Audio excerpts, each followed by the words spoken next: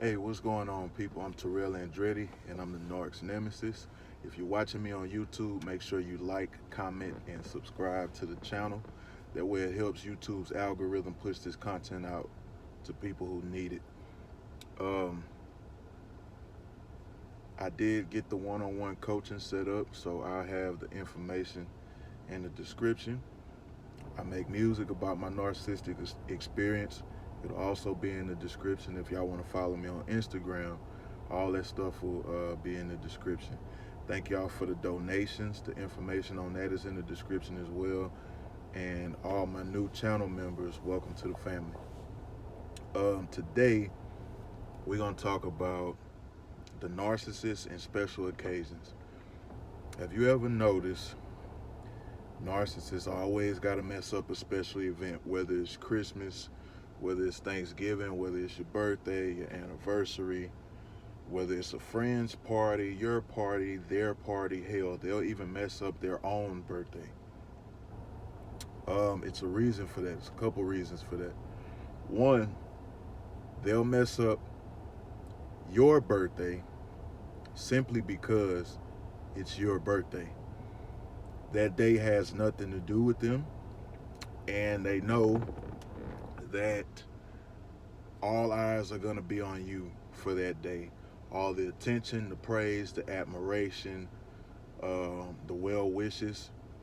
Narcissists are very jealous individuals, whether you know it or not. They're very envious and they're self centered. They want all the attention to be on them.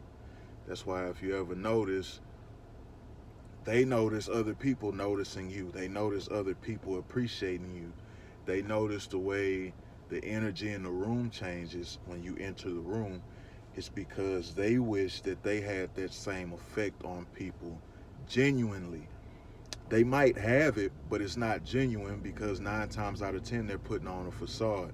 9 times out of 10 they're lying. 9 times out of 10 they're pretending to be somebody that they're not, which all narcissists do.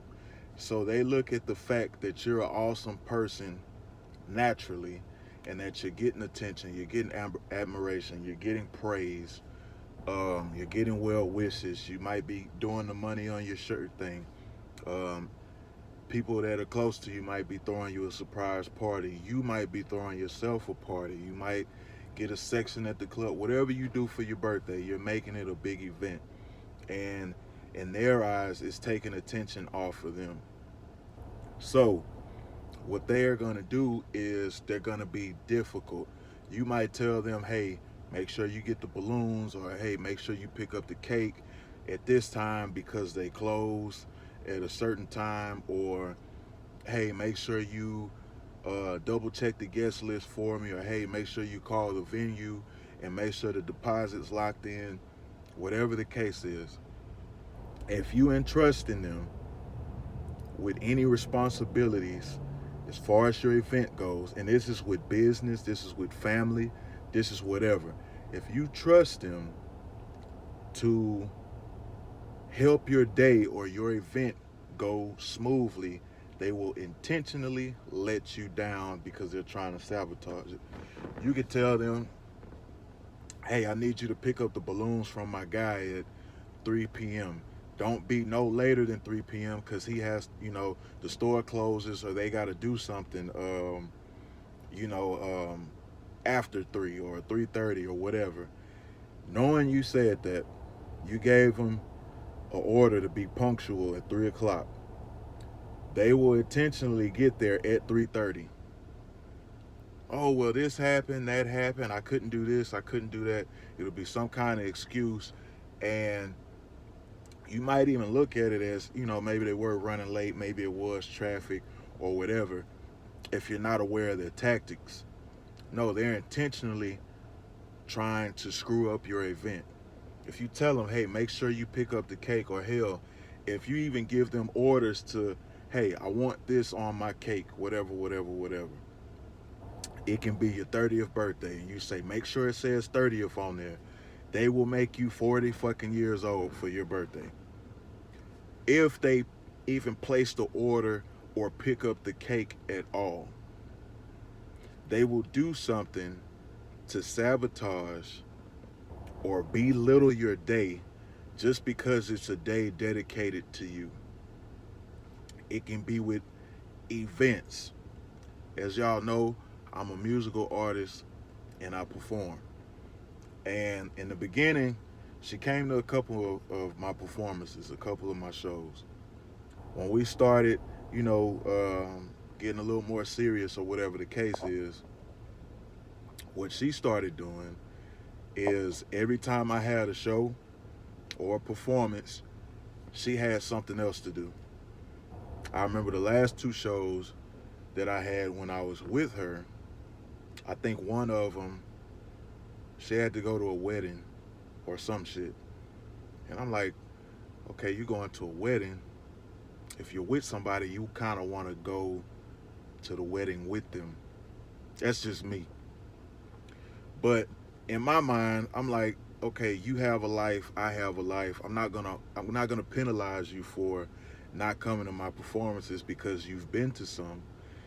But when I got out of the situation, I learned she was doing that to make me feel unsupported and to kind of put a damper in my confidence as far as her not coming to my performances, because it just was coincidental that every time I had a performance, you had something else to do. And I'm not saying you got to throw your life away or put your life on the back burner to come see me do my thing. But if I'm supporting you and your endeavors and supporting you and your business, it should be no problem to come watch me, come see me sing, come see me perform. I don't know a woman that wouldn't want to come see not only a random guy sing, but their guy sing. It didn't make sense to me. And subconsciously, it made me feel like my music wasn't good enough.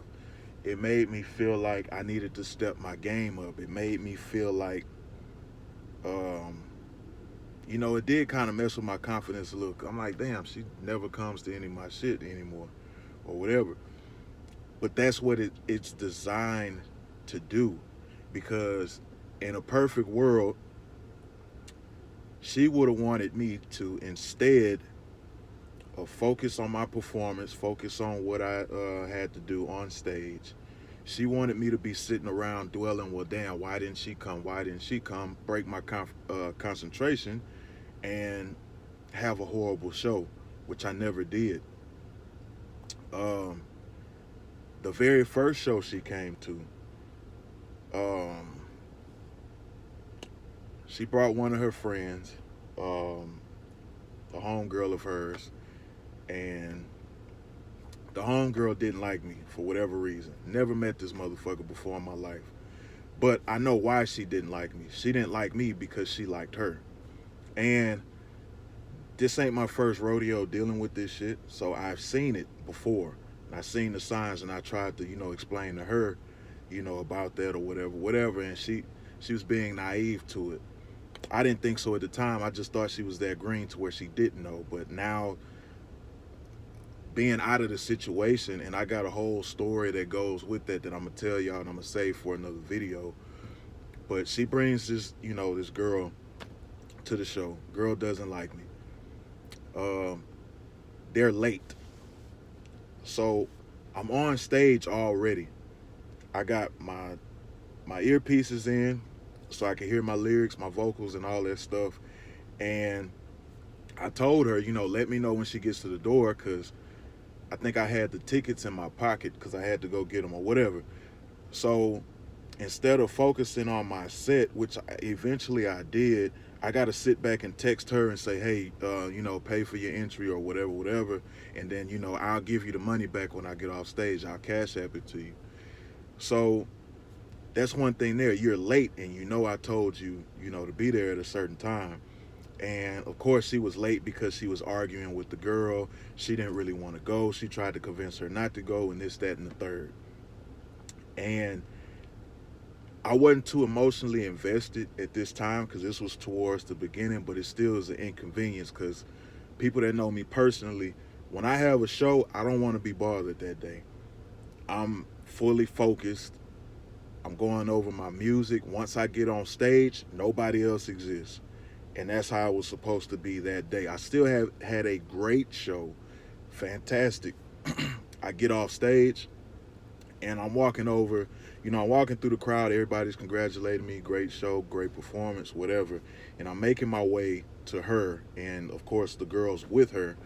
But the girl sees me coming and she walks off.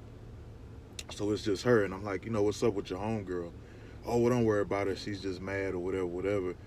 And I just had to tell her, man, don't ever bring nobody around me that doesn't like me.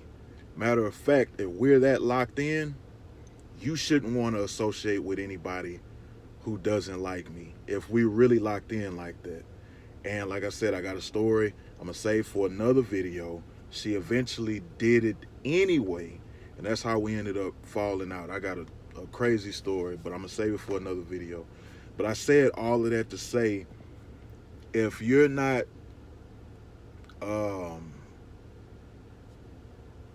aware of these tactics, you'll think it's just harmless. It was an accident. It was a coincidence. No, this is orchestrated. And if it wasn't orchestrated by her, it was orchestrated by, the